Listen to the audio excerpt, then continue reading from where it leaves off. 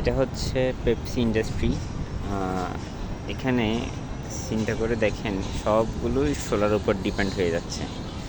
সৌরশক্তি খেয়ে ওরা কাজে লাগাচ্ছে। ওখানে ওই সোলার প্যানেলগুলো পরিষ্কার করে দিচ্ছে ওরা। যে পেপসি দেখতে পাচ্ছেন, টোটাল একটা বিশাল একটা প্রজেক্ট। সবগুলো সোলার প্যানেলের উপর ডিপেন্ড, সব সোলার প্যানেলের উপর ডিপেন্ড। যতটুকু যাবেন সবগুলো সৌরশক্তির উপর ডিপেন্ড করে ওরা কাজ চালাচ্ছে, প্রোডাকশন দিচ্ছে। এটা একটা পজিটিভ সাইড যে ওরা নিজেরাই স্বনির্ভর, পিডিবির উপর ডিপেন্ড না। এরপর ওই যে এটাও ওদের একটা সাইড, এটাও এখানেও কিন্তু সোলার দেখতে পাচ্ছেন। এটাও সোলার, এপাশ ওপাশ টোটালি সোলার। বলতে গেলে ওরা সবগুলোই হচ্ছে সোলার ডিপেন্ডেন্ট,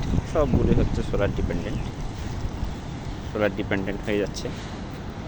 তো কালুরঘাটে এইরকম আরও অনেক আছে যে দেখেন ইন্ডাস্ট্রিগুলো সবগুলোই হচ্ছে সোলার ডিপেন্ডেন্ট। সো এটা একটা পজিটিভ সাইড যে পিডিপির উপর নির্ভর না হয়ে বর্তমান কারেন্ট অনেক ক্যাপাসিটিং চার্জ, তারপর হচ্ছে আদার্স রিভিউ চার্জ বেড়ে গেছে, ইউনিটের দাম বেড়ে গেছে, যার কারণে সমগ্র ইন্ডাস্ট্রি প্রায় সব ইন্ডাস্ট্রি সোলার ডিপেন্ডেন্ট হয়ে যাচ্ছে। তো আমাদেরও এরকম বাসাবাড়িতে অফিস আদালতে এইরকম সোলার ডিপেন্ডেন্ট হয়ে গেলে আমাদের বাংলাদেশের বিদ্যুৎ ঘাটতি অনেকটাই কমে যাবে।